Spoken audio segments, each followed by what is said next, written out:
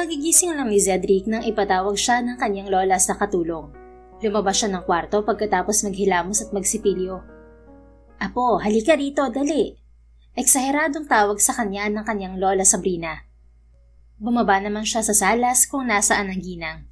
Napatitig siya sa dalawang batang kasama nito, lalaki at babae na magkamuka. "Ano meron, lola?" Kunot noong tanong niya pero hindi maalis ang tingin sa dalawang bata. "May sorpresa ako sa'yo. Hindi ba sabi mo mag-aampon ka ng bata?" Ani Lola Sabrina. "Opo." "Hindi mo na kailangan mag-ampon, apo. Itong dalawang batang kasama ko ay mga anak mo." Nawindang siya at napatitig sa ginang. "Grandma, I know how eager you are to find me a wife and have kids. But you've come too far. Hindi tamang humila kayo ng mga bata kung saan para igiit na anak ko." Anya, pumalatak na siya. Nilapitan na siya ng ginang. "Apo, totoong mga anak mo sila. Hindi mo ba napapansin?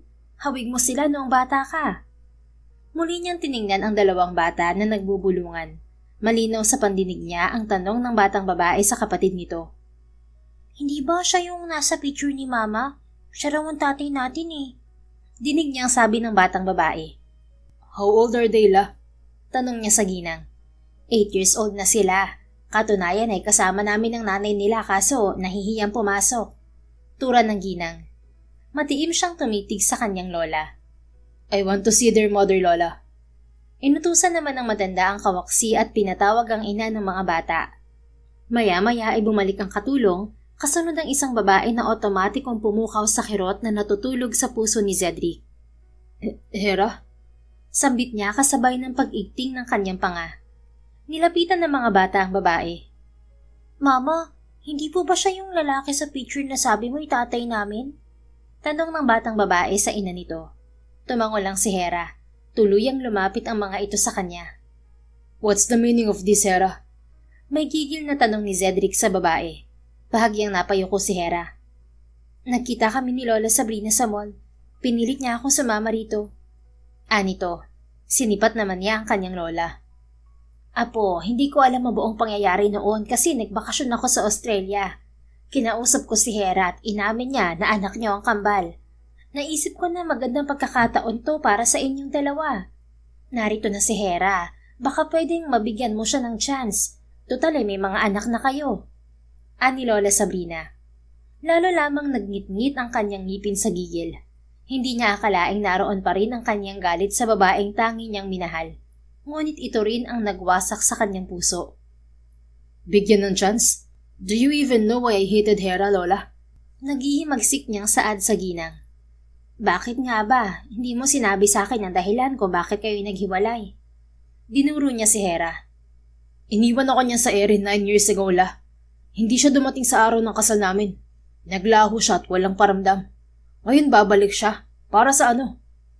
Nagtaas siya ng tinig. Inagaw ni Hera ang kanyang atensyon. "Hindi ako nandito para humingi ng second chance, Cedric. Alam kong hindi mo ako mapapatawad.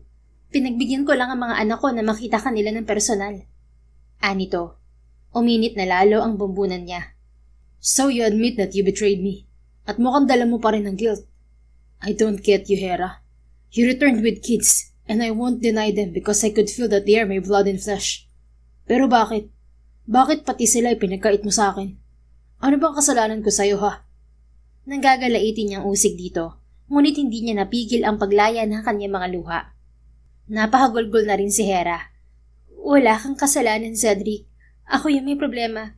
Pinili kong lumayo sa'yo." Gumagaralgal ang boses na paliwanag nito. "Bakit nga?" Lumakas pa ang tinig ni Cedric kaya nilapitan siya ni Lola Sabrina at pinigil. "Apo, huminahon ka. May mga bata." Awat nito. "Dahil sa mommy mo, Cedric. Ayaw niyang ituloy ang kasal natin kaya hindi ako sumipot." Sagot naman ni Hera. Natigilan siya nang maalala na biglang nagbago ang isip noon ng mommy niya at tumutol bigla sa kasal nila ni Hera. Ngunit hindi nito sinabi ang dahilan hanggang sa namatay ito. "I know my mom doesn't like you, pero pinaglaban kita, Hera. You agreed to marry me because you said you love me." Mahinahon ang sabi niya. "Sorry, kasalanan ko. Kasi nagpadaig ako sa takot." Anito, "Kailan ka pa naging duwag, ha? I loved you because you're the strongest woman I know. Do you have any idea how much I suffered when you left me behind? Emosyonal niyang pahayag. Ang tahimik na pag-iyak na dalaga ay lalong pumukaw sa kanyang galit. Ipapa-DNA test ko mga bata. Once the result is positive, I will take them with me. Matatagpan niyang wika. Hindi mo pwedeng kunin sa akin ng mga bata, Cedric. Giit ni Hera. Why not? Pinagkait mo sila sa akin ng mahigit 8 taon. Niyakap na nito ang mga bata. Ibibigay ko ang karapatan mo sa mga bata, pero mananatili sila sa poder ko. Namagitan na si Lola Sabrina. Mga apo, maling pag-awayan ninyo mga bata. Wala silang kinalaman sa naging problema nyo noon. Pag-usapan nyo ito ng maayos. Bumuntong hininga si Cedric at tinitigan ang mga bata na nakatingin sa kanya. Kumalma na rin siya. Fine. Kung ayaw mong malayo sa'yo mga bata, pwede kang tumira rito, Hera. Hindi kayo pwedeng lumayo at hintayin ang DNA test result. Sabi niya saka tumalikod. Bumalik siya sa kanyang kwarto at tinawagan ng kanyang assistant. Pagsapit ng tanghali ay dumating ang assistant ni Cedric. Inutusan niya ito na dalhin ang sample ng buhok niya at ng mga bata sa ospital para sa DNA testing. Pinarush na niya yon. Nasaan ang mga bata, Lola? Tanong niya sa abuela nang madatnan ito sa kusina. Pinagpahinga ko sila sa guest room. Anito. Anong sabi ni Hera sa inyo tungkol sa status nila? Umusisa na siya. Sabi ni Hera, nagtrabaho siya sa Saudi. 5 taon siya roon. Umuwi lang siya last year kasi namatay ang nanay niya na nag-aalaga sa mga bata. Nakabili siya ng condo unit rito sa Pasig City at dito na raw siya magtatrabaho. Kwento ng ginang. I want to talk to the kids. Puntahan mo na lang sila sa kwarto. Ang mga bata lang ang gusto kong kausapin la. Apo, ilang taon na ang nakalipas. Galit ka pa rin ba kay Hera? Sinabi naman niya na kaya siya lumayo dahil sa mami mo. Maybe your mom threatened her. I know there's another reason why Hera left Mila. At wala na akong pakaalam sa ibang dahilan niya. Halos 1 dekada nang nakalipas pero hanggang ngayon patuloy niya ako sinasaktan. How can I forgive her? May hinanakit niyang wika. Hindi kita masisisi, Apo. Pero para sa mga bata, pwede bang ibaba mo ang pride mo? It's not just about my pride, Lola. Masyadong malalim ang sugat na iniwan ni Hera sa puso ko. Napalingon siya sa pintuan nang mapatingin doon ang kanyang lola. Nakatayo pala roon si Hera. Excuse me. Anya saka lumabas. Nilagpasan lang si Hera. Nilapitan niya ang mga bata na nakaupo sa couch sa salas. Sabay na tumayo ang mga ito nang makita siya. Maupo lang kayo, kids. Anya. Muli namang umupo ang mga ito. Nang matitigan niya ng malapitan ang mga bata, ay tila may malamyos na hanging humaplos sa kanyang puso. Kayo po ba ang daddy namin? Kasi kamukha mo po ang nasa picture na kasama ni Mommy. Tanong ng batang babae. Yes, I'm your dad. Walang pagdududang turan niya. What are your names, kids? Pagkuwan ay tanong niya. My name is Kyra. Pakilala ng batang babae. Ako naman po si Kaiser. Pakilala rin ng batang lalaki. Natigilan siya nang maalala ang pangarap niyang pangalan para sa magiging mga anak niya. Ginamit pa rin pala ni Hera ang pangalan sa mga bata. Can I sit between you, kids? Tanong niya. Yes po. Ani Kyra. Umisod ito palayo kay Kaiser. Umupo si Cedric sa pagitan ng mga ito at sabay na niyakap.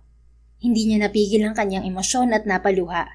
Isa-isa niyang hinagkan sa noo ang mga bata. Kailan niyo nalaman na may tatay kayo? Usisa niya.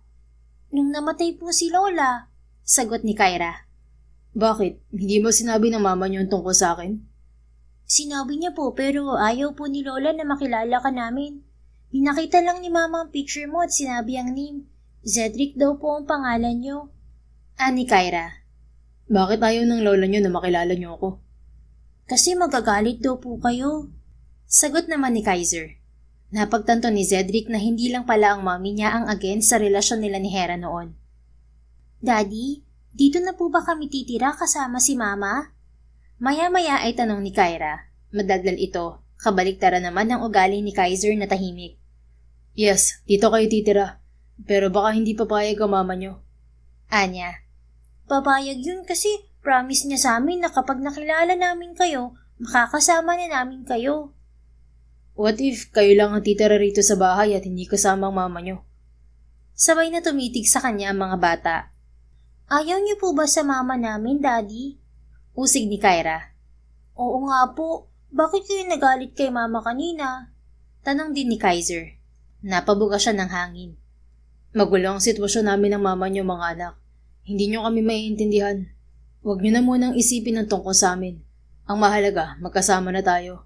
Ako nang magpapaaral sa inyo at bibilhin ko lahat ng gusto niyo. Wow! Ibig sabihin, marami kang pera, Daddy? Excited na tanong ni Kyra. Marami. Marami rin namang pera si Mama, Kyra. Ayaw lang niya tayong bigyan kasi hindi pa pwede. Kids pa lang kasi tayo. Ani Kaiser. Gusto ko pera eh. Ikaw puro ka kasi laruan. Hindi naman kasi pwede sa bata ang humawak ng maraming pera.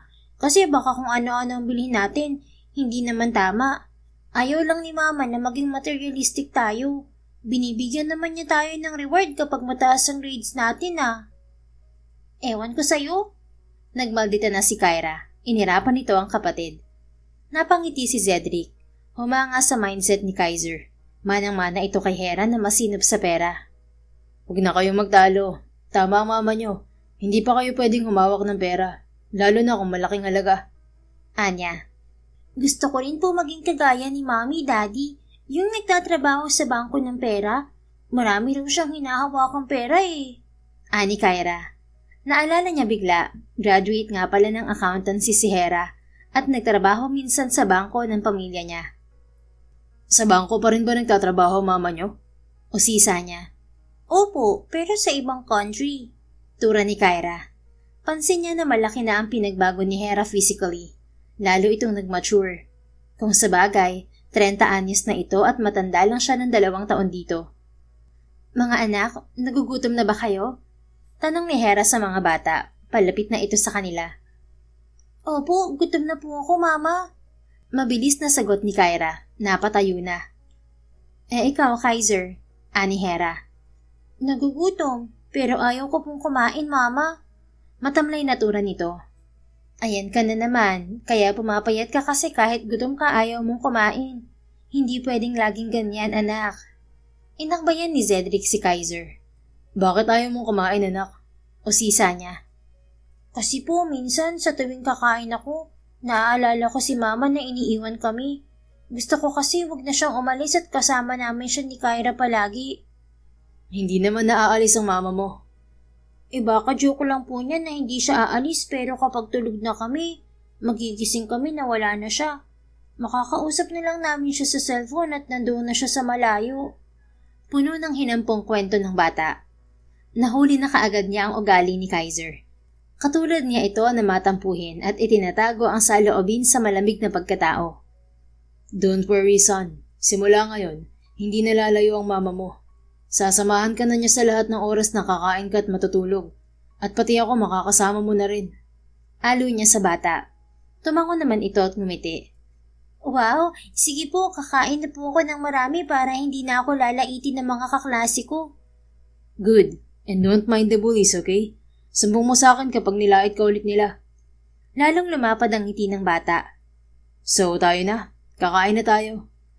Nang tumayo siya, tumayo na rin si Kaiser. Sabay-sabay silang nagtungo sa komedor at sama-samang kumain bilang isang pamilya. Isang linggong lumipas bago dumating ang DNA test result. Walang duda at positibo ang mga anak ni Cedric ang kambal. Pero mailap pa rin ito kay Hera.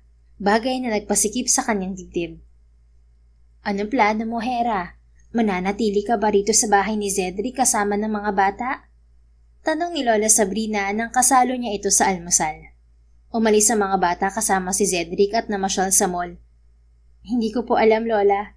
Isang linggo na kami rito pero ayaw pa rin akong kausapin ni Cedric. Palagi niya ako iniiwasan kapag hindi nakatingin ng mga bata. Hayaan mo muna siyang magpalamig. Pero kakausapin ko rin siya ulit.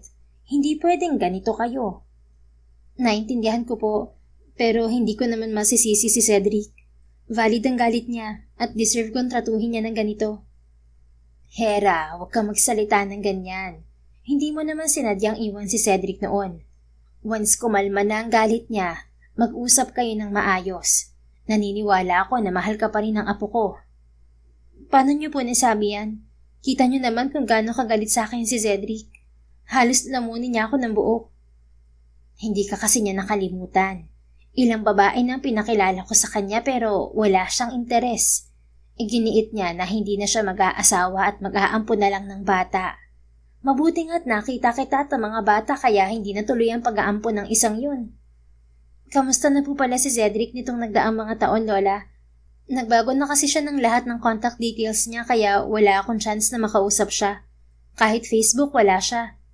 Pagkuha na yung usisa niya, umalon ang dibdib ng matanda. Matagal akong tumira sa Australia, doon sa panganay kong anak na babae. Napauwi ako rito nang namatay ang parents ni Cedric. Bago ang aksidente, depressed na noon si Cedric. Hindi siya kumakain, laging lasing, hindi makausap. Nadisgrasya pa siya noon at nakoma. Lumala ang sitwasyon noong palagi nag-aaway ang parents niya at naging dahilan ng aksidente. Umalis ng bahay ang mag-asawa noon na nagtatalo at dinig ko'y dahil sa babae. Nabalitaan na lang namin na naaksidente ang mag-asawa dahilan ng pagkamatay nila pareho. Para maiwasan ng mas malalang depresyon ni Cedric, dinala ko siya sa Australia pagkatapos ng libing ng parents niya. 3 taon siya roon at pinagamot ko. Kusa rin siyang umuwi rito nang nakarecover siya. Mahabang kwento nito. Nilamon naman si Hera ng guilt at lalong nanikip ang kanyang dibdib. May karapatan si Cedric na kamuhian ako habang buhay, Lola. Kaya kung ano man ang desisyon niya, wag na po siguro tayong kumontra. Anya. Alam ko, pero mali, Hera. May mga anak kayo. Kawawa ang kambal kung hindi magkasundo ang mga magulang. Hayaan mo't gagawa ako ng paraan para magkaayos kayo ni Cedric. Huwag kang susuko ka agad, ha? Tumango na lamang siya at nagkaroon ng lakas ng loob. After lunch na bumalik ang mag-aama at tuwang-tuwa ang mga bata sa bagong mga gamit na binili ng tatay ng mga ito. Mama, ang gaganda po ng dress na binili ni Daddy para sa akin. Nagagalak na batid ni Kyra. Hinila nito ang malalaking paper bag na itim at ipinakita sa kanya ang laman. Wow, ang dami niyan, anak, ah. Ano pang pinamili niyo? May sandals din po at shoes. Binalingan naman niya si Kaiser na aliw sa bagong bike nito. Yan la ba ang pinabili mo sa daddy mo, Kaiser, anak? May mga damit din po at shoes, mama. Nito, sinubukan na nito ang bike. Nabaling ang tingin niya kay Cedric na nakangiting pinagmamasdan si Kaiser. Maya-maya ay nilapitan ito ni Lola Sabrina at ibinigay ang resulta ng DNA test. Here, halika muna. Tawag naman sa kanya ni Lola Sabrina. Sumunod siya sa maglola na nagtungo sa study room. Papayag ako na tumira rito si Hera, pero walang kasal na magaganap, Lola. Maotoridad na sabi ni Cedric. Nagulat pa si Hera dahil napunta na sila sa kasalan. Apo, kailangan ng mga bata ng buong pamilya. Bumawi kayo sa kanila at huwag niyo silang idamay sa problema niyo. Protesta ng abuela. Namagitan na si Hera.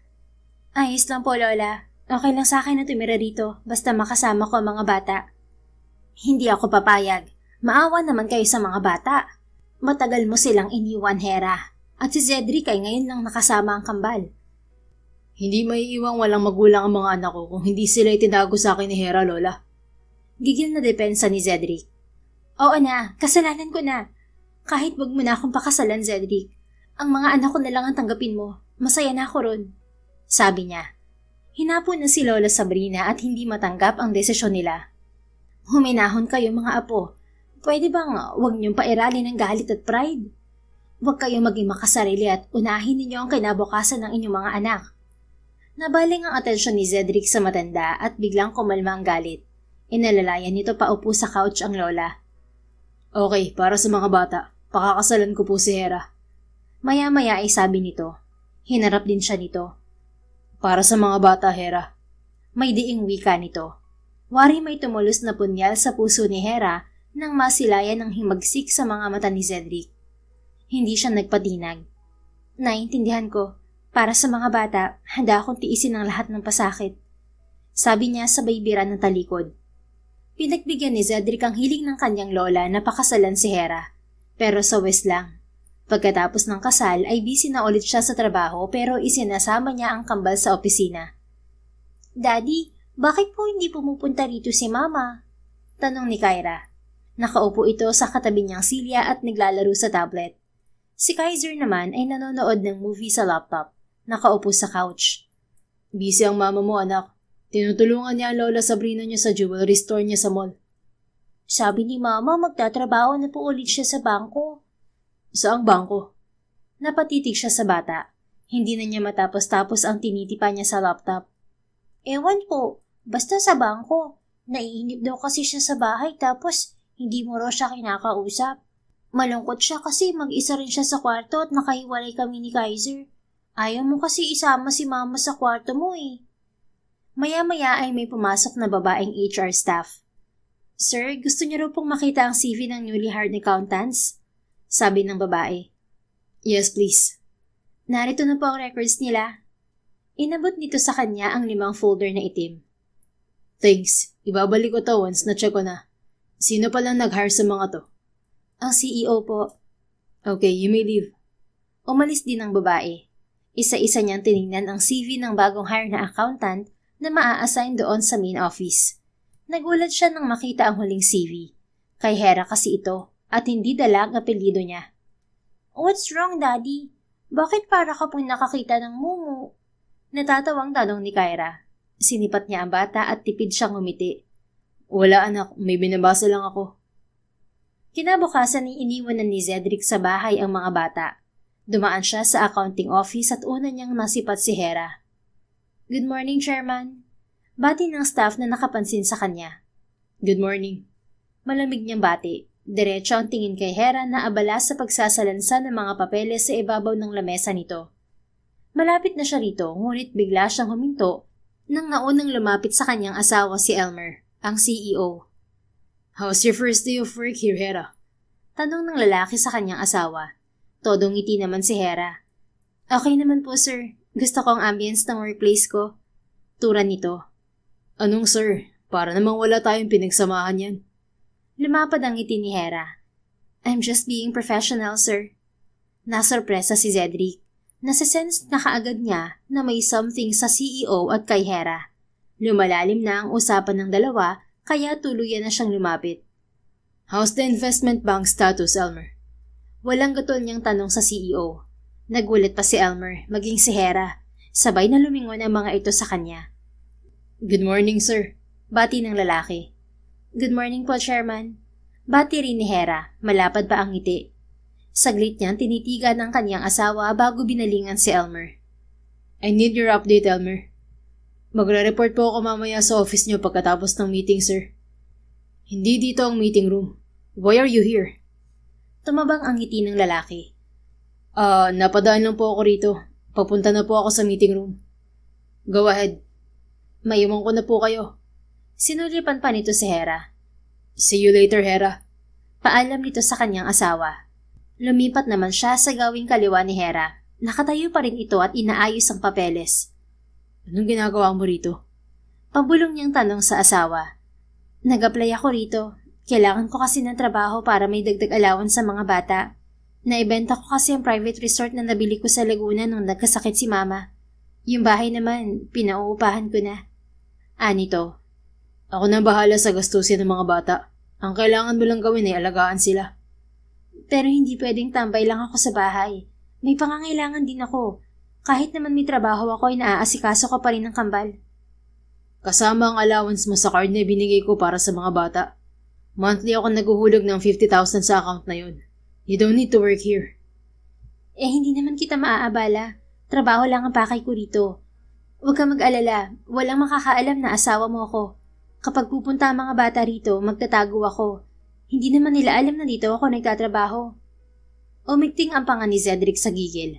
Pansin niya na deadman na si Hera sa pagsusungit niya rito. Kahit hindi niya ito pansinin, may ginagawa ito na mapipilitan siyang kausapin to. Your choice. Siguraduhin mo lang na wala kang gagawin na ikasisira ng pangalan ko. Sabi na lamang niya. May mga empleyado na kasing nakatingin sa kanila. Paano masisira ang pangalan mo? Hindi ko nga ginamit sa CV ko ang apelido mo. Single ako sa record. Uminit na ang ulo niya pero umiwas na siyang patulan ang kanyang asawa. Alam niyang palaging itong may katwiran.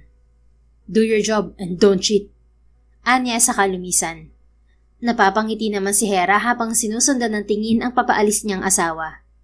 Suplado, kahit anong tigas mo, alam ko pa rin ang kahinaan mo, Cedric.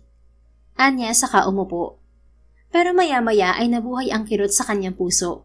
Wala pa rin kasi siyang nakikitang senyales na mapapatawad na siya ni Cedric. Pagsapit ng tanghali ay dumating na ang lunch na pinadala ni Lola Sabrina. Isinama na nito ang lunch ni Cedric. Sabrina, mag-lunch na tayo. Paanyaya ni Ami, ang nakaupo sa katabi niyang lamesa. Mauna ka na Ate Ami, may tatapusin lang ako. Alibay niya. Sige, sunod ka na lang sa cafeteria ha. Tumango lamang siya.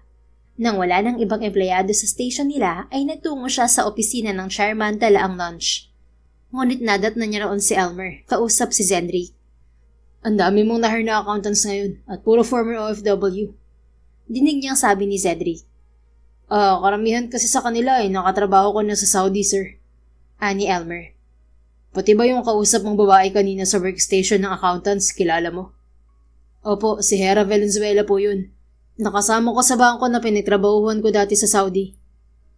It seems like you two are close. Opo, sir. Si Hera kasi ang una kong nakilala nung na-assign ako sa Saudi. And maybe you two had a past relationship. Magkaibigan lang po kami ni Hera. Pero inaamin ko na gusto ko na siya noon pa. Kaso mukhang ayaw niya ng distraction. Nakafocus kasi siya sa dalawa niyang anak. She's a single parent by the way. Nawindang si Hera sa narinig. Pansin na niya noon pa ang kabaitan sa kanya ni Elmer. Pero hindi niya inisip na gusto siya nito. Nakaabang naman siya sa reaksyon ni Cedric. Baka naman may ugnayan pa rin si Hera sa tatay ng mga anak niya.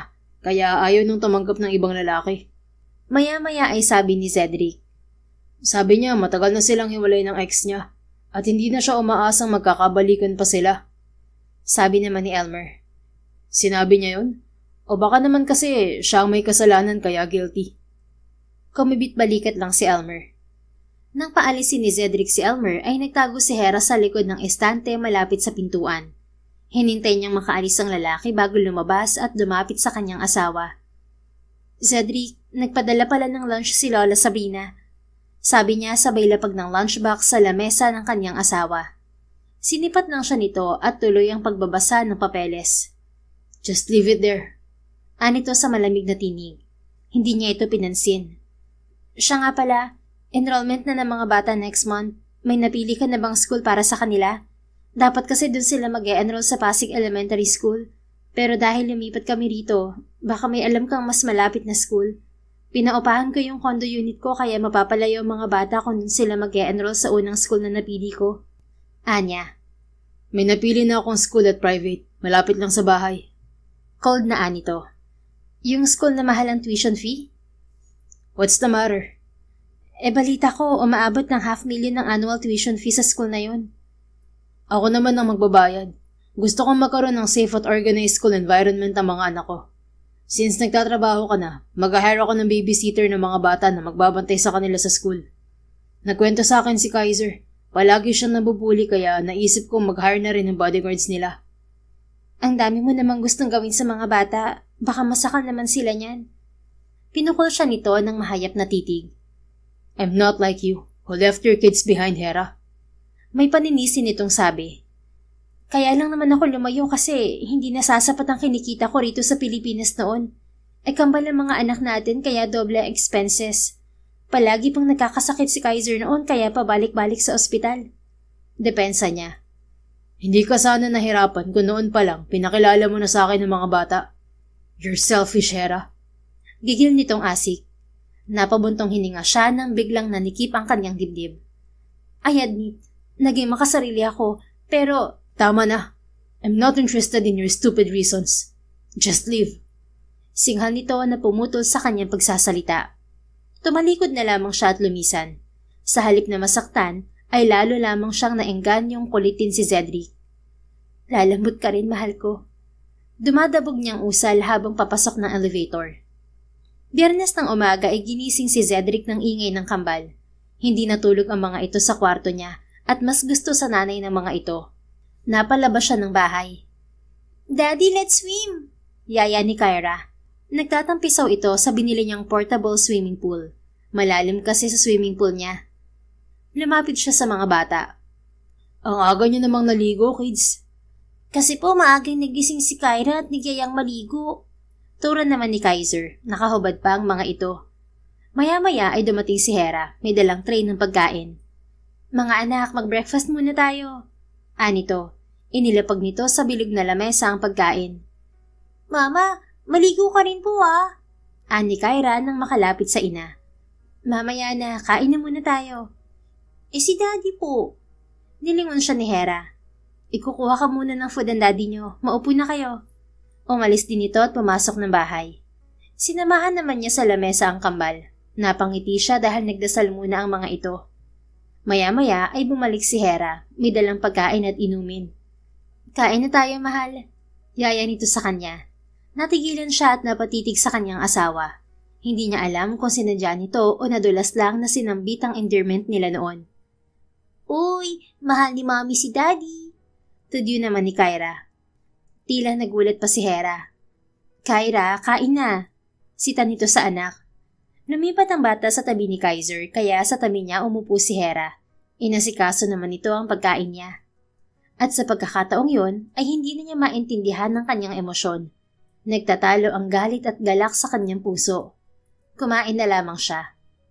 Daddy, sasama kami sa office mo ah. Pagkuwan ay sabi ni Kyra. Okay, pero last na tong pagsama niyo sa akin kasi malapit na pasukan.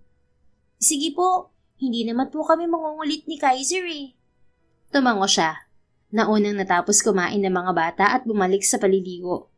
Natigilan si Cedric nang lagyan ni Hera ng hiniwang pipino ang kanyang plato. Konti lang ang kinain mo. Kumain ka ng pipino para kahit konti ang nakain mong kanin, mabubusog ka pa rin.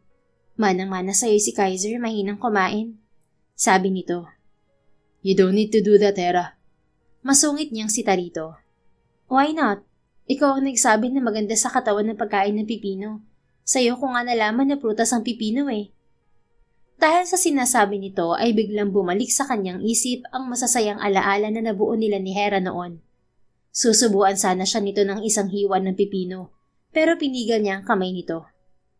Asikasuhin mo mga bata, baka mapunta sila sa malaking swimming pool. Sabi na lamang niya dahil hindi niya alam kung paano ilabas ang inis. Tumayo naman ito. Ubusin mo ang pagkain mo, bawal magtapon ng food kahit pa marami kang pera. Sabi nito sa kalumisan. Napahigpit ang kapit ni Cedric sa kutsara. Hindi niya namalaya na naubos na niya ang pagkain. Daddy, ligo ka na rin po. Maya-maya ay yaya ni Kyra. Tumayo na siya at niligpit ang mga kubyertos. Later, honey. Anya. Naligo na rin po si Mama. Ani Kaiser. Napalingon siya sa kanyang mag-iina. Nakalusong na sa portable swimming pool si Hera. Underwear lang ang suot. Daddy, look oh, ang sexy ni Mama. Kinikilig na sabi ni Kyra. Nakasakay ito sa likod ni Hera. Bigla naman siyang pinagsikipan ng dibdib at napalunok ng laway. Maganda na ang katawan noon ni Hera pero lalong lumusog ang dibdib nito ngayong mas umidad. Maligo lang kayo. Sabi niya, itinuloy ang ginagawa. Ilang sandali lang ay may tumalsik na tubig sa kanya. Sinabuyan siya ni Kyra ng tubig. Hey, nababasa ako anak. Angal niya. Maligo ka na kasi daddy. Gusto kong pumunta sa big swimming pool. Sasakay po ako sa likod mo. Napailing siya. Wala siyang choice kundi pagbigyan ang makulit na anak. Naghubad na lamang siya ng damit at tanging itim na brief ang itinira. Okay, let's go. Anya, nauna siyang lumusong sa malaking swimming pool. Sumunod naman ang mga bata at nagpabuhat sa kanya. Mama, halika rito. Yaya ni Kyra sa ina. Hindi marunong mag-swim si Mama, Kyra. Sabi naman ni Kaiser. Ay, oo nga pala. Di buhati na lang siya ni Daddy. Hindi pinansin ni Cedric ang mga bata at tuloy ang paliligo. Nalingat lang siya ay namataan na niya si Hera na nakaupo sa gilid ng pool at nakababa ang mga paa sa tubig. Mama, come here! Tawag ni Kyra sa ina. Hindi ako marunong lumangoy anak, baka malunod ako. Ani Hera. Isisave ka naman po ni Daddy eh. Natawa si Hera. Hindi ako sasagipin yan, baka nga matuwa pa yan kapag nalunod ako. Nang tumayo si Hera ay bigla itong nadulas at nahulog sa pool. Napatili si Kyra. Daddy, si Mama nahulog sa pool!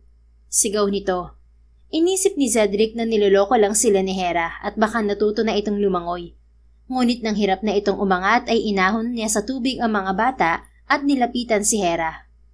You're crazy. Hindi ka pa rin ba marunong lumangoy?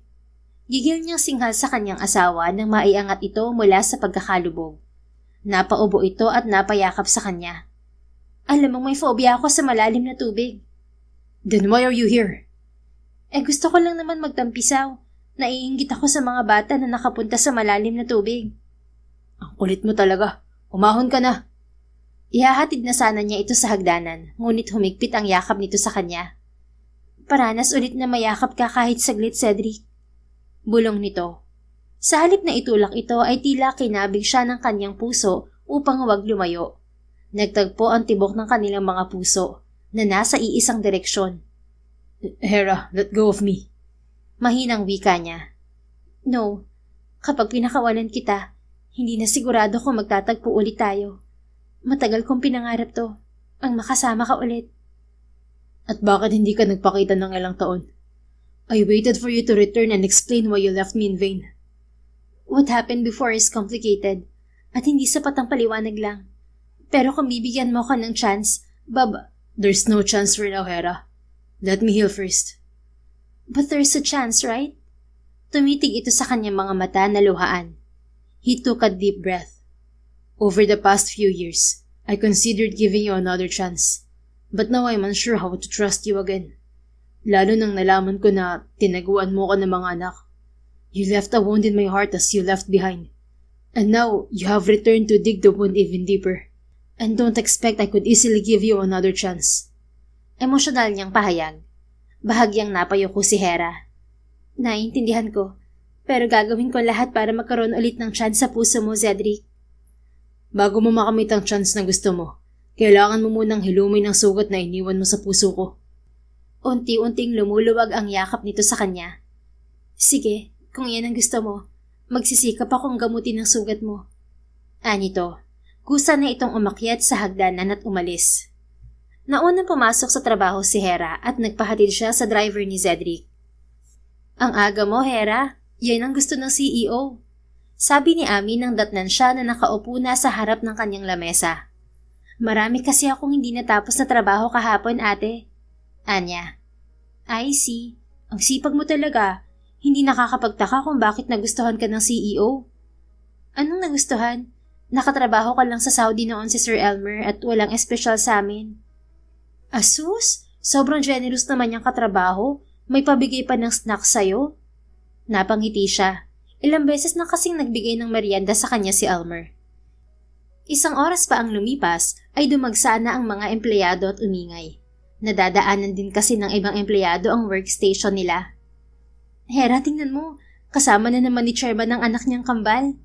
Maya-maya ay sabi ni Ami. Kinalabit pa siya sa braso. Napalingon naman siya sa hallway. Saktong tumayo siya. Mama! Bigla'y tawag ni Kyra nang mapansin siya.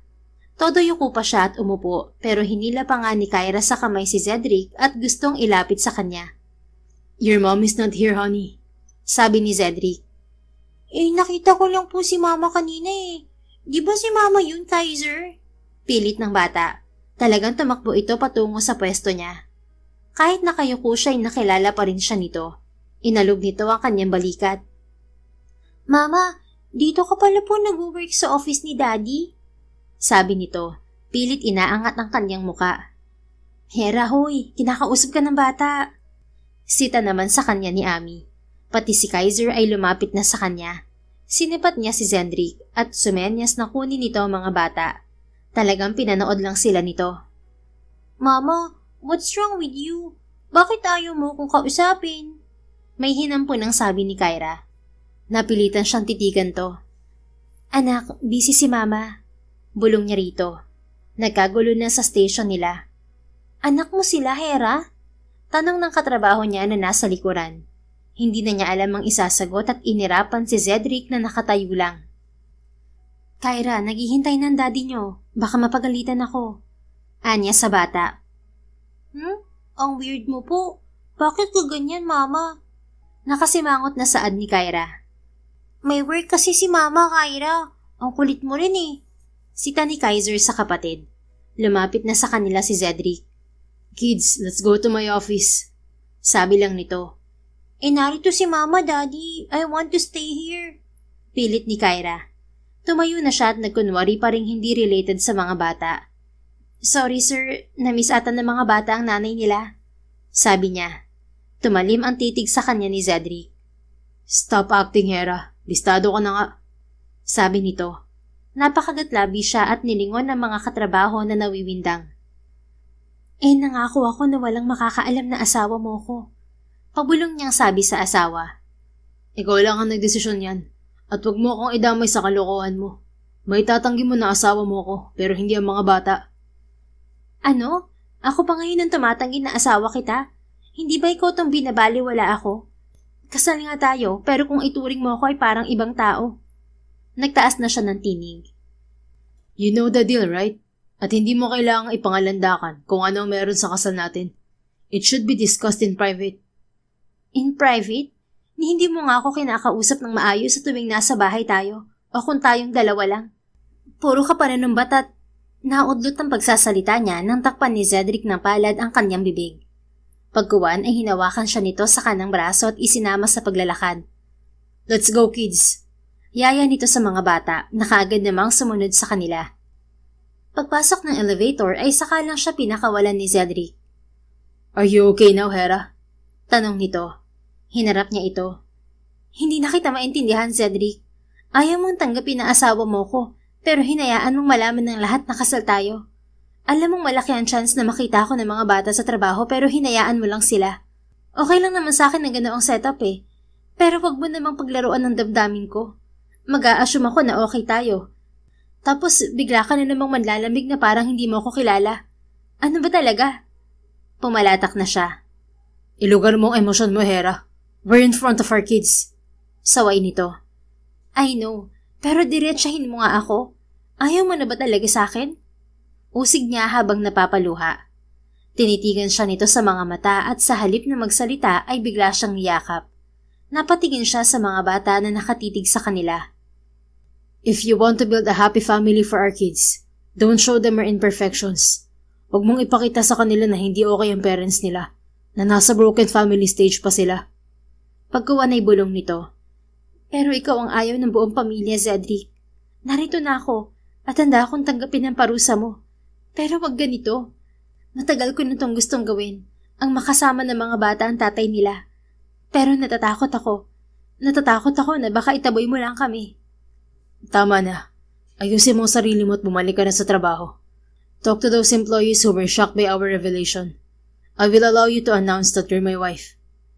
Unti-unti ay naibsan ang bigat sa kanyang dibdib. Lumayo naman siya kay Cedric at inayos ang kanyang muka. Pagkuwan ay nilapitan niya ang mga bata. Sorry mga anak, nagdrama lang ang mama niyo. Sumama muna kayo sa daddy niyo kasi walang sisita sa kanya kahit hindi siya magtrabaho dahil siya ang boss. Mamaya ako pupunta sa inyo after ng work ko, okay? Kausap niya sa mga bata. Opo, mama. Panabay na sagot ng kambal. Isa-isa niyang hinagkan sa noo ang mga bata. Nang huminto ang elevator ay lumabas na ang kanyang mag-aama. Bumalik naman siya sa kanyang trabaho. Hera, totoo pala talaga na ikaw ang asawa ni Chairman?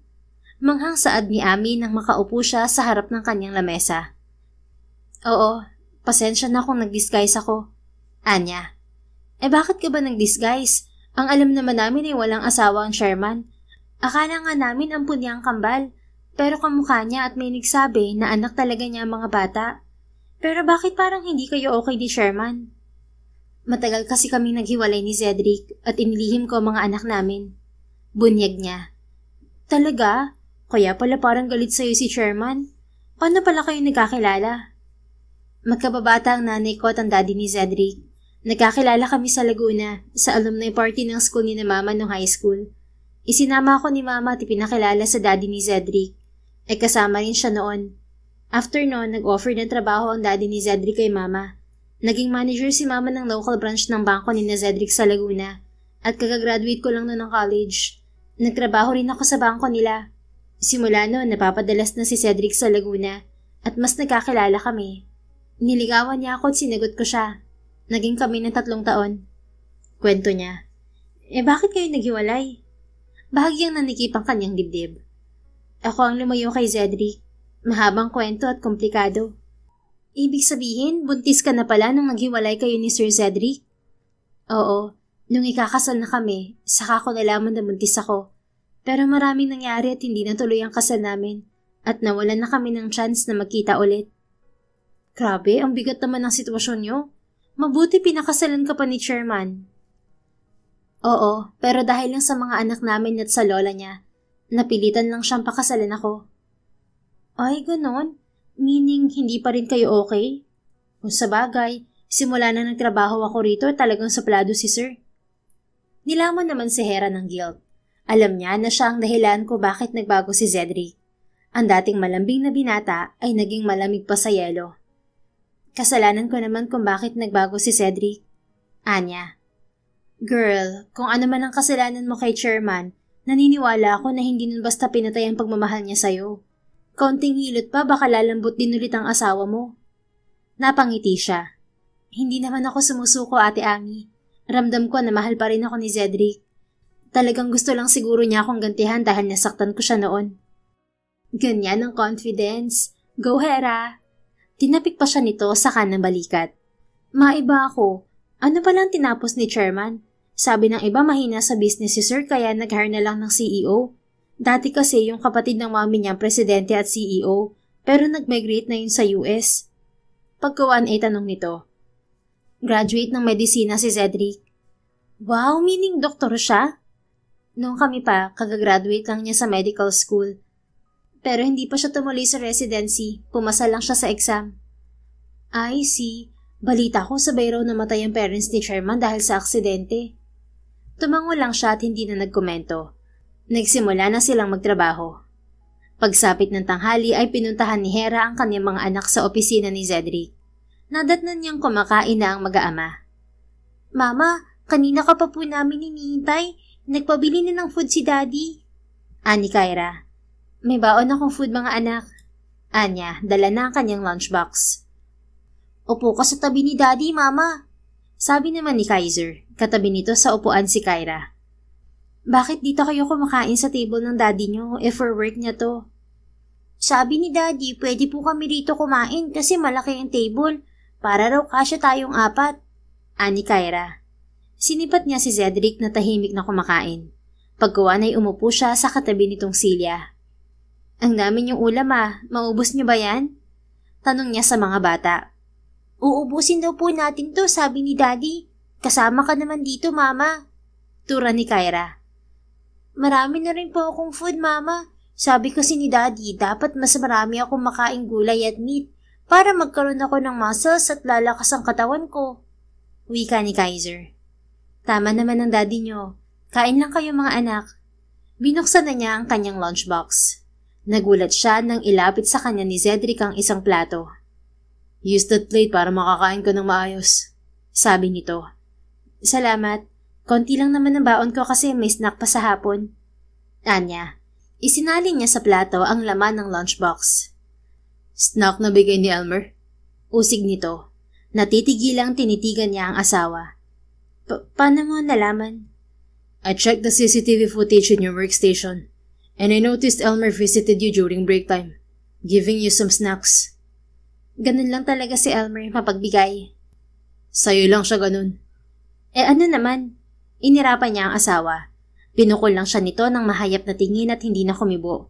Seryoso silang kumakain nang biglang nag-away ang kambal. Kinagat ni Kyra sa kanang braso si Kaiser dahil inagaw nito ang nag-iisang strawberry ng kapatid. Kyra, bakit mo kinagat ang kapatid mo? Saway ni Cedric sa anak.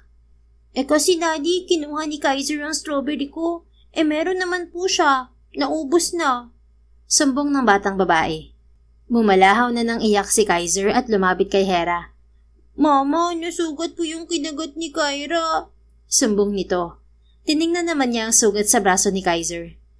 Kyra naman, sabi ko sa'yo wag kang basta nangangagat, di ba? Anya, pinagalitan ni Cedric si Kyra kaya umiyak din to. Ikaw rin, Kaiser. Huwag kang basta mangunguha ng bagay o pagkain na hindi sa'yo. Bad yan. Meron ka rin palang strawberry, bakit kinuha mo pa sa kapatid mo? Sermon din niya sa batang lalaki. Hindi naman po niya kinakain yung strawberry niya, Mama eh. Minsan nga tinatapon niya lang kapag maasim. Sumbong ni Kaiser. Kahit na, kung gusto mo ang pagkain ng kapatid mo, hingin mo sa kanya. Sorry po. Mag-sorry ka sa kapatid mo. Lumapit naman si Kaiser kay Kyra at humingi ng tawan. Maya-maya ay nagyakap ang magkapatid. Pagkuwan ay ginamot ni Cedric ang sugat ni Kaiser. Pagkatapos kumain ay iniligpit ni Hera ang pinagkainan nila. Dinala niya sa washroom sa labas ng opisina ang kubyertos. Nataong naroon si Elmer. Saan ka kumain, Hera? Pinuntahan kita kanina sa workstation mo pero wala ka. Ani Elmer, naghuhugas ito ng lunchbox sa kabilang lababo. Hindi pa ito aware sa relasyon nila ni Cedric. Kasama ko ang mga anak ko na nag-lunch. Anya. Talaga? Mabuti walang sumita sa'yo na nagsama ka ng mga bata. Nasaan pala ang mga anak mo? Hindi siya nakasagot nang biglang sumugod sa kanya si Kyra kasunod si Cedric.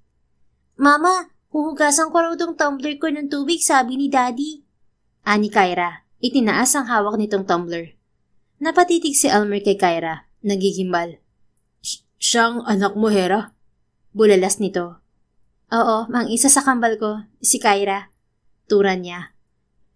Anak siya ni Chairman, di ba? Tuluyan na nga lumapit sa kanila si Cedric. Sino po siya, Mama? Curious naman tanong ni Kyra. Tinitigan si Elmer. Friend ko siya, anak, at nagtatrabaho rin siya rito. Tugon niya. Oo nga pala. I saw him talking to Dad. Hi, Uncle. Nakangiting bati nito sa lalaki. Samantalang tulala na si Elmer. Sinipat din si Cedric. Iwan mo na lang sa mama mo ang tumbler, Kyra. Tapusin mo na muna ang paglilinis sa table. Pagkuwan ay utos ni Cedric sa bata. Okay po. Ikaw na raw po maghugas sa tumbler ko, Mama. Ani Kyra. Sige, ako nang bahala, anak. Sumama na ang bata kay Cedric pabalik sa opisina nito. Itinuloy naman niya ang paghuhugas ng kubyertos. Si Chairman ba ang tatay ng mga anak mo, Hera? Maya-maya ay usisa ni Elmer. Oo, at pinakasalan ako ni Cedric. Walang gatol niyang turan. Pero bakit hindi mo gamit ang apelyido niya? Kasi hindi pa kami okay ni Cedric. Pinakasalan lang niya ako dahil sa mga bata. Pumayag ka naman? Oo. You're hurting yourself, Hera. Magmumukha kang tanga niyan. Pumayag ka sa kasal na walang love. Mahal ko si Cedric, Elmer. Ako may kasalanan sa kanya kaya handa akong pagbayaran ng pagkukulang ko. Pero mahal ka pa ba ni Cedric? Hindi na mahalaga kung mahal pa ba niya ako o hindi. Anya sa kabila ng paninikip ng kanyang dibdib. Hera, don't waste your time on the man who can't forgive and value you. Don't tolerate him because you don't deserve it. Hindi na siya kumibo. Tama naman ito at wala siyang maikakatwiran doon. Samantala, umigting ang panga ni Cedric nang maaktuhan ng usapan ni na Elmer at Hera. Ihahatid sana niya kay Hera ang ginamit na baso ni Kaiser. You're just living with guilt, Hera. Pero maling kinukonsinti mo si Cedric sa pilit na kasal. Wala ka bang ego? Dinig niyang patuloy na usig ni Elmer kay Hera. I appreciate your concern, Elmer. Pero desisyon ko to. Mas pagsisisihan ko kung lalaki ang mga anak ko na hindi nakilala ang tatay nila. Depensa ni Hera. Pero ikaw naman ang kawawa. I deserve this. Hindi na niya natimpi ang inis at tuluyang pumasok. Elmer, let's talk. Sabi niya sa CEO. Nagulat pa ang dalawa sa biglang pagsalita niya. Ang bilis lumayo ng lalaki sa kanyang asawa. Pakisama sa hugasin mo to, Hera. Sabi niya sa asawa at iniwan ang baso sa lababo. Tumango lang ito. Pagkuwan ay lumabas siya kasunod si Elmer. Sir, sorry. Concern lang ako sa asawa niyo. Ani Elmer nang huminto sila sa lobby. You once admitted that you like Hera. It makes sense why you act like that, na parang apektado ka. Inaamin ko, nasasaktan ako para kay Hera, sir. Pinakasalan mo siya pero parang ibang tao siya sa'yo. You don't even allow her to call you her husband. Nagtagis ang bagang niya sa gigil. Hera chose to hide her real identity as my wife, and I didn't ask for it. I'll let her decide what is best for her. Pero okay naman sa'yo na ganyan ang sitwasyon. Daig pa ni Hera ang nakagawa ng karumal-dumal na krimen at kailangan mo siyang parusahan ng ganito. Watch your words, Elmer. I respect you as my company's CEO, but stepping into my private life is none of your business. I don't care if you're my wife's friend. Wala kang alam sa nangyari sa amin ni Hera. And for your information, I love Hera, and I have never replaced her in my heart. Inaamin ko na nagalit ako. Halos isumpa ko siya. Pero ang lalim ng pagmamahal ko sa kanya hindi maaabot ng kung anumang nararamdaman mo sa asawa ko. May diing depensa niya. Then why are you ignoring her, sir? I'm not just ignoring her. It's my way of healing the wound of the past that might destroy our love forever. Kahit naman siguro ikaw, kapag nasaktan ng sobra, mahihirapan ka magtiwala ulit sa taong nanakit sa'yo. Once pinilit mo, lalo ka masasaktan. You need to wait for the wound to heal before handling things you want to recover. Maybe you haven't yet fallen in love deeply and experienced severe heartbreak. Kaya madali lang sa'yo na husgahan ako. I can handle my wife, and I have a better plan for her. But thank you for your effort. At least now I heard my wife's thoughts. I hope it's the last time you talk to my wife, or you will lose your job. Napayo ko si Elmer. Forgive me, sir. Hindi na ako manghihimasok pa sa relasyon niyo ni Hera. But please don't hurt her feelings. I witnessed her silently crying while we were working abroad. Nagsakripisyo siya na lumayo sa mga anak niya para sa maayos nilang buhay. At inamin niya na hindi siya masaya na naghiwalay kayo. Bahagyang nanikip ang kanyang dibdib dahil sa sinabi ni Elmer. Sige na, umalis ka na. Sabi na lamang niya para iwasan ang usapan. Umalis naman ng lalaki. Ilang buntong hininga ang kanyang pinakawalan bago nagpa siyang balikan si Hera. Tapos na itong maghugas ng kubyertos at inagaw niya sa kamay nito ang tray. Ako na magbubuhat nito. Magpahinga ka na. Sabi niya. Salamat. Nagpatiunan na itong pumasok sa kanyang opisina. Sumunod naman siya rito. Linggo ng gabi ay binantayan ni Hera ang mga bata sa kanyang kwarto dahil naghaharutan pa ang kambal. 11:00 na ng gabi. Matulog na kayo, kids. Maaga pa kayong magigising bukas kasi enrollment nyo at isasama kayo ng daddy nyo sa school. Saway niya sa mga bata na naghahampasan ng unan. Nasaan po si daddy, mama? Tanong ni Kyra. Pauwi na siguro siya. Matulog na kayo bago kayo madatnan ng daddy nyo. Magagalit yun sa ating tatlo. Humiga naman sa kama ang mga bata at pumikit. Makalipas ang halos 1 oras ay nakatulog din ang mga bata. Nang marinig niya ang busina ng kotse sa labas, ay bumaba siya sa salas. Hera! Tawag ni Cedric. Nasa himig ng tinig na tila lasing. Sinalubong niya ang asawa na pasuray-suray ang lakad. Inalalayan na niya ito. Lasing ka ba? Tanong niya. Not really. Tura nito sa malamis na tinig. Inakbayan din siya nito. Ano, kumain ka na ba? Kumain na ako sa restaurant with my investors. Sige, ihahatid na kita sa kwarto mo. Inalalayan niya ito paakyat ng hagdanan hanggang sa kwarto nito. Pinaupo niya ito sa gilid ng kama. Nasaan ang mga bata? Tanong nito. Nasa kwarto ko, tulog na sila. Hirap na hirap itong maghubad ng coat kaya tinulungan na niya. Isinunod niya ang polo nito. Bakit ka naglasing? Maaga pa kamong enrollment ng mga bata bukas. Baka hindi ka magising ng maaga. Anya. Nang makalas niya ang sinturon ni Cedric, ay bigla nitong pinigil ang kanyang kamay. Natitigilang tinitigan niya ito sa mapupungay nitong mga mata. Do you still love me, Hera? Biglay tanong nito. I never stop loving you, Cedric. Mabilis niyang tugon. Then why did you hurt me? Sasabihin ko lahat once hindi ka nalasing. Matulog ka muna. Itinuloy niya ang pagbaba ng zipper ng pants nito pero muli siyang pinigil. Hinila siya nito kaya napaluklok siya sa kandungan nito. Hindi siya nakapalag nang yapusin siya ng mga braso nito sa bewang. Bakit ba ang hirap mong tiisin, Hera? I hate you, but I can't stop loving you. May gigil nitong saad. Napangiti siya sa kabila ng kaba. Ramdam ko ang pagmamahal mo, Cedric. Pero kailangan mawala ang galit mo para maging malaya tayo ulit sa sakit. Punish me. I will accept it.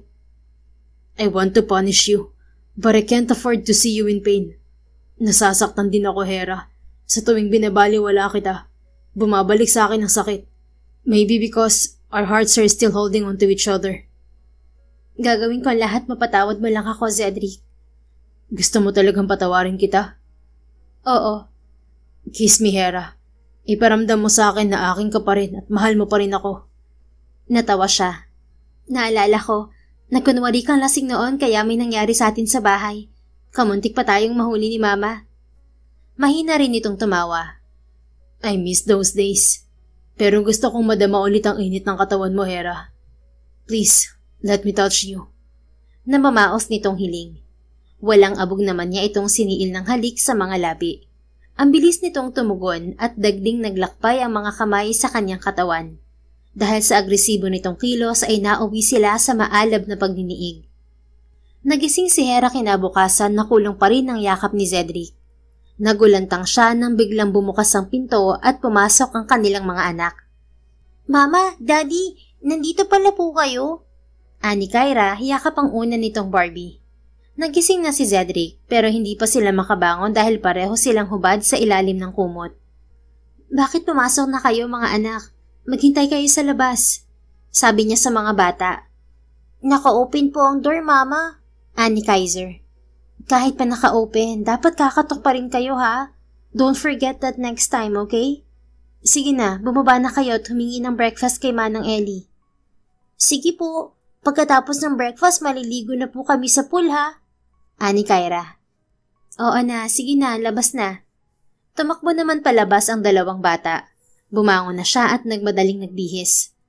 8:00 na, Cedric. Kung inaantok ka pa, ako na lang ang magpapa-enroll sa mga bata. Sabi niya. No, sasamahan ko kayo kasi kakausapin ko ang principal. Anito, bumangon na rin ito. Sige na, maliligo na ako. Lumabas na rin siya ng kwarto at lumipat sa kanyang silid. Pagkatapos maligo ng mga bata ay umalis na silang mag-anak. Nagbaon lang na sandwich si Hera dahil hindi siya nakapag-almusal. Pupunta po ba tayo sa mall, Daddy? Tanong ni Kyra. Nakaupo ito sa backseat ng kotse katabi si Kaiser. Magpapa-enroll muna tayo sa school niyo, anak. Ani Cedric. Ito ang nagmamaneho. Sa bagong school namin ni Kaiser, Daddy? Yes, at mas magandang school. Wala po bang nangaaway na bata sa bagong school namin, Daddy? Tanong naman ni Kaiser.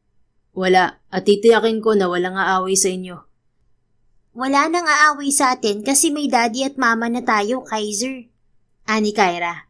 Napapatinging nilingon ni Hera ang mga bata. Malulusog na ang mga ito. Magpalakas pa kayo para walang mang-away sa inyo mga anak. Anya. Nalaban po ako, Mama. Si Kaiser lang naman ang duwag eh. Sabi ni Kyra. May pagdila pa sa kapatid. Ikaw rin naman, iyakin Kyra eh. Ganti ng batang lalaki. Kasi girl ako, kaya mabilis akong mag-cry. Natawa si Cedric, bagay na nagpangiti kay Hera. Nabaling ang tingin niya sa asawa, saktong sinipat siya nito. Normal lang naman sa ating mga tao ang umiyak, lalo na kung nasasaktan o kaya masaya tayo. Sabi niya sa kambal. Muli siyang sinipat ni Cedric. Nagulat siya nang hawakan nito ang isang kamay niya na nakalapat sa kanyang hita. Mas masarap umiyak dahil sa saya, hindi ba mahal? Nakangiting saad nito. Lumapad ang kanyang ngiti at nagbunyi ang puso dahil sa wakas ay wala na siyang makitang galit sa mga mata ni Cedric. Masaya ka na ba, mahal? Hindi ka nagalit? Anya. Ang galit ay hindi nagtatagal sa puso ko. Kahit nung matagal kang nawala, ang tanging naiwan sa puso ko ay sakit. Nabuhay lang ang galit nung nakita kita ulit. Pero hirap pa rin akong mag-move on, Hera. Take your time. At para mabilis ka makapag-move on, sasabihin ko na sa'yo ang totoo. Anong totoo? May iba pa bang dahilan kung bakit mo ako iniwan noon? Maraming dahilan. Gusto ko na sabihin sa'yo ang lahat pero natatakot ako lalo't galit ka pa sa'kin. This time, meron na akong lakas ng loob na magsabi. Tell me, Hera. Makikinig ako. Magsasalita na sana siya ngunit biglang tumunog ang cellphone ni Cedric na nasa dashboard. Sinagot nito yon. Yes, tita? Sabi nito sa kausap sa kabilang linya. Ginupo naman siya ng kaba nang mapagtanto na tita ni Cedric ang kausap nito. Yung bunsong kapatid ng mommy nito. Okay, sige. Susunduin ko po kayo. Just call me if nasa Maynila na kayo. Anito saka ibinaba ang cellphone. Darating ba ang tita mo, Cedric? Kabadong tanong niya. Yeah, and she's in Clark now. Babiyahin na siya papuntang Manila. Saan siya tutuloy? Sa bahay mo? Oo, naibenta na kasi niya ang bahay niya rito. Kasama niya ang anak niyang binata. Nagatungan pa ang kanyang kaba. Nang makarating sila sa school ng mga bata ay siya ang nagpa-enroll sa kambal. Kinausap kasi ni Cedric ang principal ng school. Mama, nagugutom na po ako. Reklamo ni Kyra, saktong natapos sila sa registrar's office. Hintayin natin ang daddy niyo, okay anak? Anya. Gusto ko po sa mall tayo kakain para pagkatapos pupunta kami ni Kaiser sa playground. Sabihin niyo yan sa tatay niyo. May pupuntahan siya mamaya kaya hindi tayo pwedeng gumala. Maya-maya ay dumating na si Cedric. Okay na ba kayo, Hera? Tanong nito. Oo, na-enroll ko na mga bata. Daddy, punta tayo sa mall, please. Samo ni Kyra sa ama nito. Sige, pupunta tayo sa mall pero kakain muna tayo sa restaurant. Ani Cedric. Okay po. Pagkawan ay lumabas na sila ng school. Hindi na sila lumayo dahil may restaurant naman sa malapit. Doon na sila kumain. Anong oras mo susunduin ng tita mo, Cedric? Tanong ni Hera sa asawa nang kumakain na sila. Mamayang 2:00 ay pupunta na ako sa bus terminal. Anito. Ihatid mo muna kami ng mga bata sa bahay. Okay, sige. Mamimili rin muna tayo ng school supply sa mall. Tumango siya. Excited na rin ang mga bata sa pasukan, lalo't grade 4 na pareho ang mga ito. Pagkatapos nila kumain at mamili sa mall, ay hinatid sila ni Cedric sa bahay. Umalis din ito kaagad.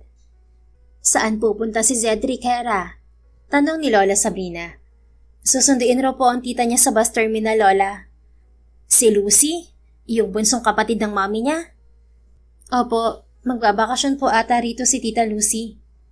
Napabugan ng hangin ang matanda. Anong gagawin mo ngayon, Hera? Sabi mo, galit din sa'yo ang tita ni Cedric. Haharapin ko po siya. Matapang niyang wika. Mabuti okay na kayo ni Cedric. Napansin ko na masaya siya kanina pagising. Magkasama pala kayo sa kwarto kagabi? Opo, nalasing kagabi si Cedric at sinamahan ko siya sa kwarto. Lumapad ang ngiti nito. Ibig sabihin ba niya na napatawad ka na ng apo ko? Siguro po, maayos naman kami nag-uusap. So masusundan na ba ang mga apo ko sa tuhod? Uminit na ang pakiramdam niya sa mukha nang maalala ang ginawa nila ni Cedric kagabi. Mas okay po kung mabubuntis ulit ako para mas tumibay ang pagsasama namin ni Cedric. Kaso may parating na kontrabida. Pero akong bahala. Dedepensahan kita, apo. Salamat po, Lola. O siya, titingnan ko na muna mga gamit na binili ng mga apo ko. Sabay na silang lumapit sa mga bata na abala sa pagbubukas ng mga pinamili nilang gamit sa school. Inabot naman na 3 oras bago nakarating sa bus terminal si Cedric dahil sa traffic. Naghihintay na rin ang kanyang tiyahin. Kanina pa po ba kayo rito, tita? Tanong niya sa ginang nang malapitan ito sa bench. May 1 oras na kami dito ng pinsan mo pero okay lang. Ani Lucy, ang kanyang tiyahin. Binati din niya ang anak nitong si Gabriel, 20 anyos na ito. Paggawan ay tinulungan niya ang mga ito sa pagbubuhat ng mga bagahe. Kamusta ang kumpanya mo, Cedric? Tanong ng ginang nang lula na sila ng kotse. Siya ang driver at katabi niya si Gabriel. Nasa backseat naman ang ginang. Okay naman po. Nadagdagan ng branches ng bank at nagbukas ako ng investment bank para sa mga negosyante. Anya. Mabuti. Mukhang nakafocus ka na sa mga negosyo mo. Hindi ka na ba sinusumpong ng depresyon? Hindi na po, tita. Masaya na ako lalo't kasama ko ang mga anak ko. Mga anak? Gilalas nitong untag. Opo, bumalik po si Hera at kasama ang kambal namin. Ano? Ang Hera na yun? Nagtaas na ng tinig ang ginang. Bagay na ipinagtaka niya. Bakit po, tita? Hindi ba iniwang kasaltan ng babaeng yon? Bakit tinanggap mo pa siya? Tapos babalik siya na may mga anak kayo? Nababaliw ka na ba, Cedric? Tita, kaya lumayo si Hera noon dahil kay mommy. Yes, iho. Pero natanong mo ba kung bakit ginusto ng mami mo na layuan ka ni Hera? Natigilan siya at napaisip. Wala siyang ideya sa ibang problema ng kanyang ina maliban sa pakikipag-away nito sa daddy niya na nahuli umano nitong may babae ang ama. I will talk to Hera, tita. Sabi niya. At talagang hindi sinabi sa'yo ni Hera ang totoo? Basta mo na lang siyang tinanggap ulit ng ganun kadali, Cedric? Palatak ni Lucy. Hindi naging madali ang pagtanggap ko kay Hera, tita. Bukod sa may mga anak kami, inaamin ko na mahal ko pa rin siya at kailangan ko siya. Depensa niya. What about your mother? May ideya ka ba kung paano nagdusa ang mami mo bago siya nawala? Her curse on Hera's family is valid. And I hate Hera for acting innocent while enjoying her relationship with you.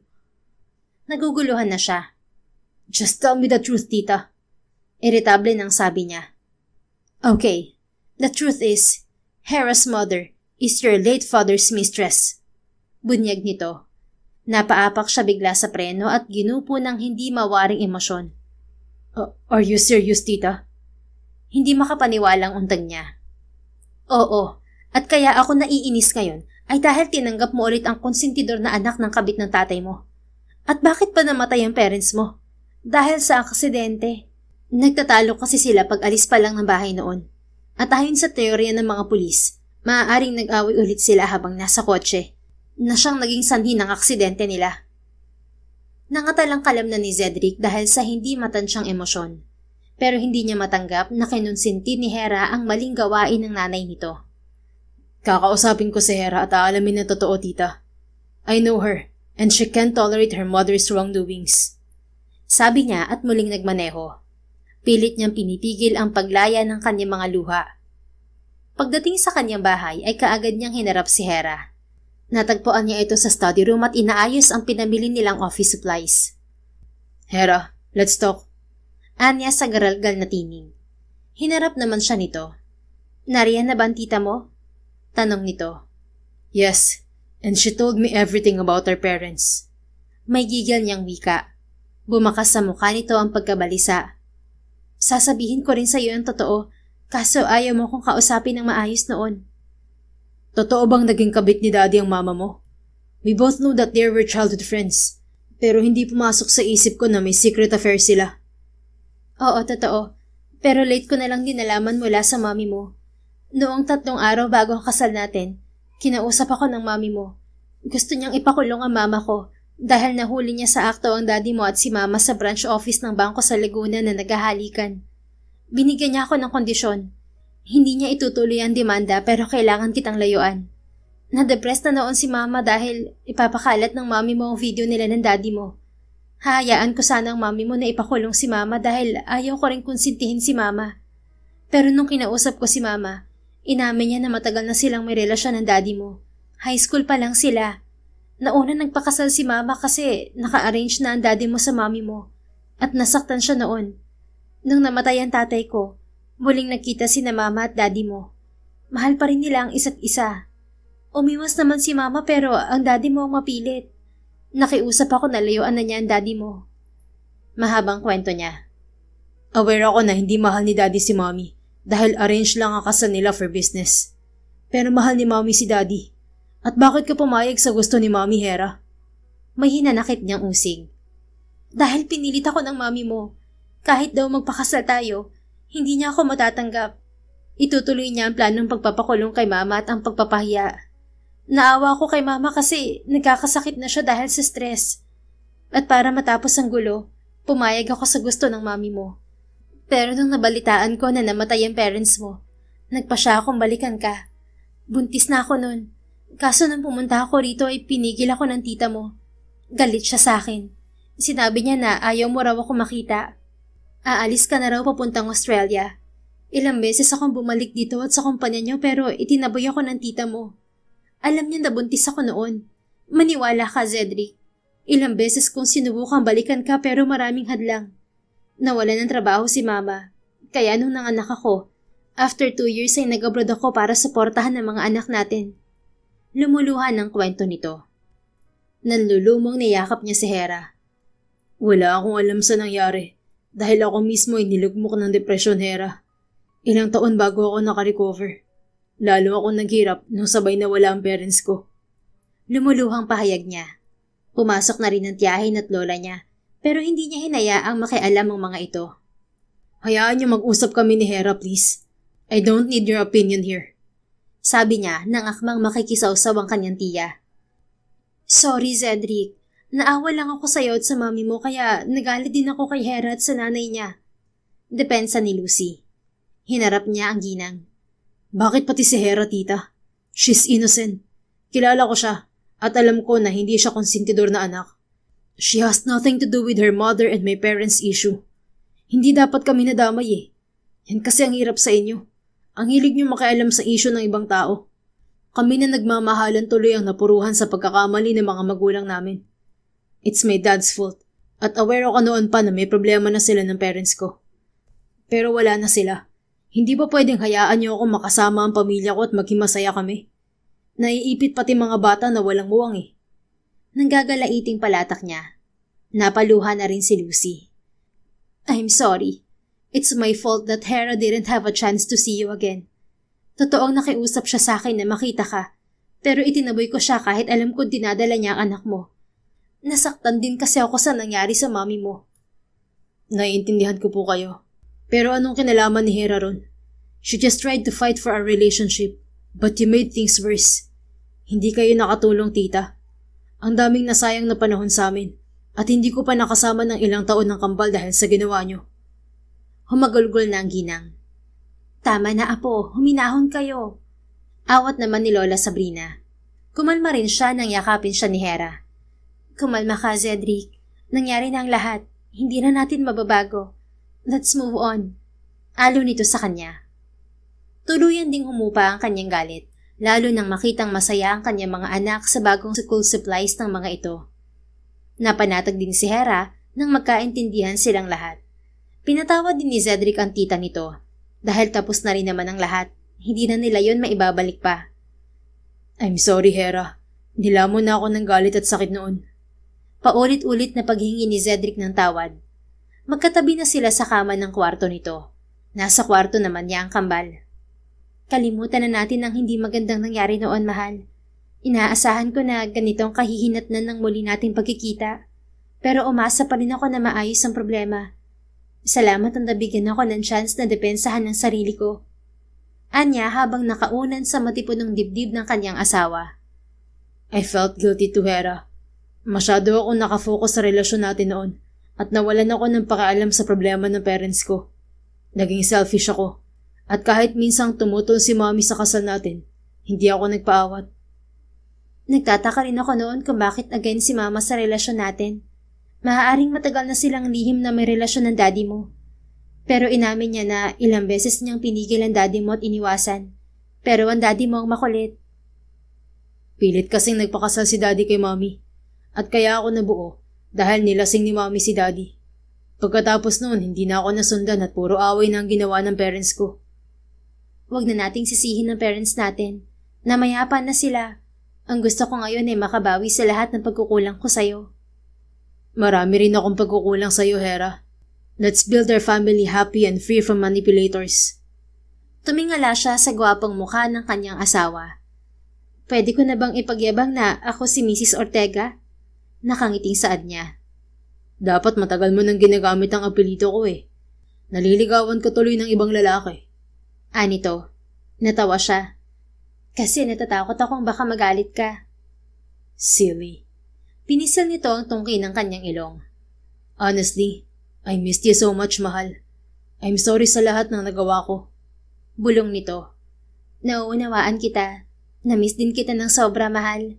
Nung nakita kita ulit, gustong-gusto na kitang yakapin kaso natatakot ako. Wala nang dahilan para matakot ka, Hera. At para mas mapatibay ang pagsasama natin, magpakasal tayo ulit sa simbahan. Ituloy natin ang naudlot nating dream wedding. Talaga? Excited niyang untag. Yes, mahal. Thank you, mahal. Inunahan niya ito ng halik sa mga labi. Mabilis naman itong tumugon at mas lumalim pa ang halikan nila kaya nauwi sila sa mas mainit na tagpo. Pagkatapos ng kasal ni Hera at Cedric sa simbahan, ay natuklasan nila na masusundan na ang kambal. Tuwang-tuwa ang mga bata dahil magkakaroon na ng kapatid ang mga ito. Bumalik na rin sa US ang tita ni Cedric matapos ang kanilang kasal. Naging hands-on naman si Hera sa pag-aalaga sa mga anak nila, lalo na maisilang ang ikatlong anak nila na babae. Naging housewife siya dahil ayaw ni Cedric na magtrabaho siya sa labas. Hindi man naging madali ang simula, pero sa dulo, nanaig pa rin ang pagmamahal. Sa kabila ng galit, pride at nakaraan na pilit silang pinaglayo, pinatunayan ni Hera at Cedric na kapag ang puso'y natutong magmahal muli, kaya nitong buuin ang pamilyang minsang nawasak ng kasinungalingan at lihim. At ngayon, habang hawak nila ang bago nilang sanggol, na bunga ng ikalawa nilang pagkakataon, Wala na silang pinanghahawakan kundi ang isa't isa. Because sometimes, love doesn't just deserve a second chance. It demands it. This time, for keeps, forever. They were broken by the past, but they chose to heal. Together. This isn't just a happy ending. It's the beginning of a love they now choose every single day. The end. Kung nagustuhan mo ang istoryang ito, please don't forget to like, comment, and share it with your friends. Your support really makes a difference. Thank you and see you sa ating next story. Keep safe and be blessed.